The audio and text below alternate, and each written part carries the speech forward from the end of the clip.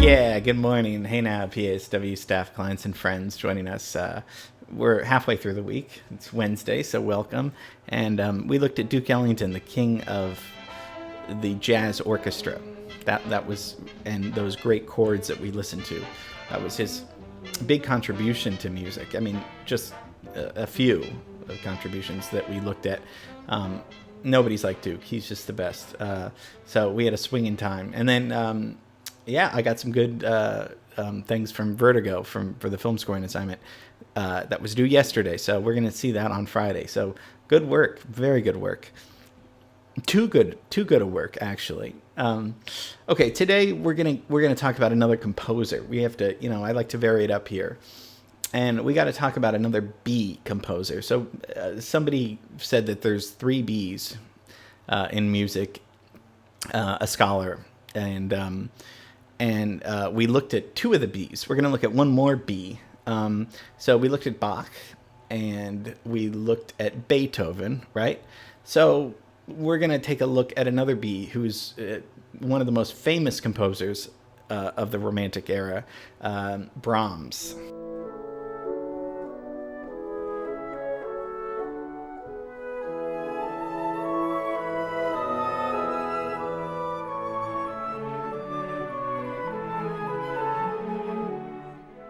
Brahms was a German composer, pianist, and conductor of the Romantic period. So he's, what are we doing? We need a timeline. I'm just saying words right now. So let's get a timeline and see what I've included people that we've been talking about. I mean, look how much we're learning every day. So you see the Romantic period. It's mostly 19th century, right? So we looked at Wagner and Chopin. And this is after, look how much long, and the Baroque is way before when we looked at Bach and Vivaldi. And then the classical period is Mozart and Beethoven, Schubert. We did classes on all these. And the Romantic period, we looked at Wagner, we looked at Tchaikovsky. So Brahms, really fits exactly in the middle, takes up the Romantic period. Born in 1833 and dies in 1897, so dies right before the 20th century takes off with modern music. Lives till 63, so and is, even though he's in the Romantic period, he's writing music that's very reminiscent of the classical period. He was a prodigy. His dad was a musician, and by the age of 10, he was performing Beethoven concerts on the piano, and he was just, a massive talent. We also have to, leave LA. I don't like that. I don't like that one bit, actually, but we'll be back to LA tomorrow. But let's go over to Vienna. He's born in Hamburg, but mostly lived in Vienna along with all the other great German composers. So here's Vienna. Made a pretty good living off his music, actually. Was well off throughout his life. And Wagner didn't particularly like him, but he was friends with other composers, Schumann. In fact, he was pretty close to Schumann's wife, Clara Schumann, who was a composer in her own right, who I thought about doing a class of, because we don't really hear of female composers. I'm sure there were a lot of great ones. His works are massive. They're long, and for these classes, I really want to focus on, one piece in particular, but we'll get to that. So he wrote in genres. He wrote symphonies, and some took as long as 14 years to complete. He was a perfectionist. Concerti, chamber music, serenades, and some of these compositions are influenced by folk music, and in particular this famous one that we should acknowledge.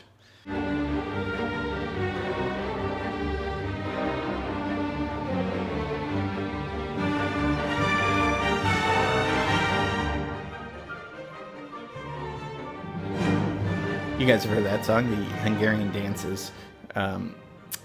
Probably one of his most famous pieces.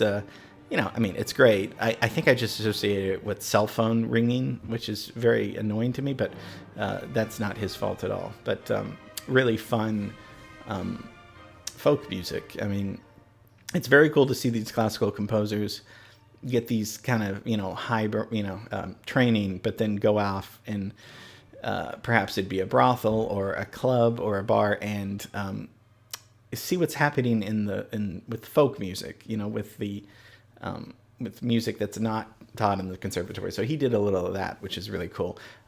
Mostly because there's different instruments, there's interesting rhythms. There's something about a good musical training that's important, but then there's also something really cool about no training and just going with intuition and because I'm sure you've passed several musicians, on Venice Beach or, where you're like, man, they play really good music and they never had a lesson. So that's just one little thing. Probably my favorite piece that Brahms did was a solo piano piece. So he did 6 pieces for piano. This is his Opus 118, and we're going to look at number 2. I discovered this piece from a professor in college, and I listened to it. It's one of, there's 2 his music is all beautiful classical music, romantic music. The German Requiem is one of the most famous pieces, and his music's played all the time. But I would like to look at a piece he did in 1893. So this is toward the end of his life. These were dedicated to Clara Schumann, the composer. So, one of these works, this is, we talked about Debussy's Prelude to the Afternoon of a Faun, which actually Sarah Wright used in a few weeks ago for the Mission, which is great. We talked about that one note, that tritone note, and that was the beginning of modern music at the end of the 1800s. Well, this is the 1800s, and he's not going to... I'm going to make the argument that this is maybe the first modern piece. But it's not dissonant. So we're going to look at maybe what I'm even talking about, actually, because I'm not really sure. We're going to look at just the first few bars of this. First, I want you to hear how lovely and beautiful this piece is. This is not me playing the piano, but on YouTube, everyone's a star. So let's just listen to a little bit of the beginning of this piece.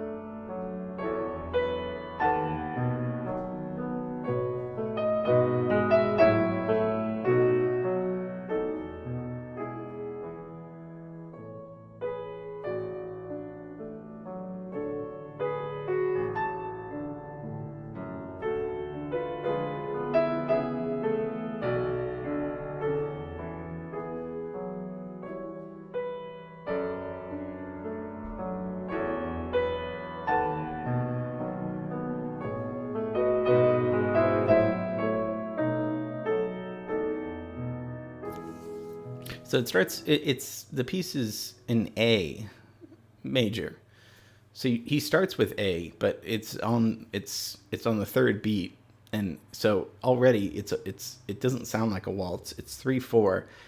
The first chord is A, great, but he doesn't stay on that chord for a long time. He goes right to D. So this piece fluctuates between the dominant and the tonic. The tonic is the root. The tonic is going to be A. A is the 5th of the D chord, right? So already in the first measure, that's a pickup measure, that A chord. But the first measure, he's already not in the key. He's in D. And already, D, and then D is the 4th in an A chord. So already it's a little ambiguous about what key he's even going in, because it's like, wait, you said it was going to be A, but now it's D. He's not the first to do this, but if you listen to what I kind of wanted to introduce something called a pedal point. A pedal point is a sustain note. Okay, sustain means to keep it along. Well, sustain. I don't have to explain everything. And this is usually in the bass, in the left hand, or as a bass player would play it. And usually it sustains while other harmony and notes kind of go. And this is exactly what he's doing. And he's doing this for quite a long time, for at least 2 measures. But you're hearing harmony in the right hand. He's just hanging on to the A in the left hand for at least 2 bars, while really the right hand is playing a D chord. So if the right hand's playing a D chord, usually you would play a D in the bass. That's just very, simple harmony. But he's playing the A in the bass. So he's creating a pedal point while the right hand's playing a D. But it's in the key of A. So he's kind of starting with the A chord, staying with the A in the left hand, going to a D chord. This is creating, sometimes it creates suspense, or, there's passing tones on the right hand, but the pedal point is really, he's using a pedal point throughout this whole piece, but we're just looking at the first few measures. And this was, harmonically not correct, in the sense that Bach or Beethoven, Mozart, they wouldn't do this. He's really expanding this pedal point where it's sounding modern. I mean, I think this piece sounds pretty modern. It still sounds fresh. It could have been written today. So pedal point is something that's interesting that he's doing in that. How does this relate to, you're probably like, okay, well, great. But how does this relate to pedal point in popular music? So,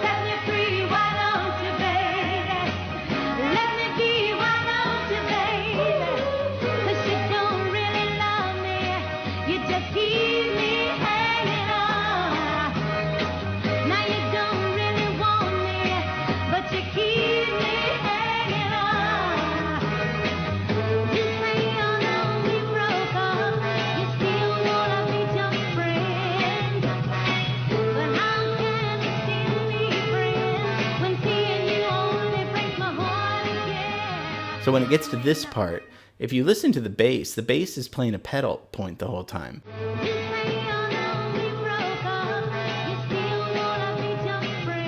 He's not playing the chord, the root of the chord. He's holding on to that note. Listen to the bass.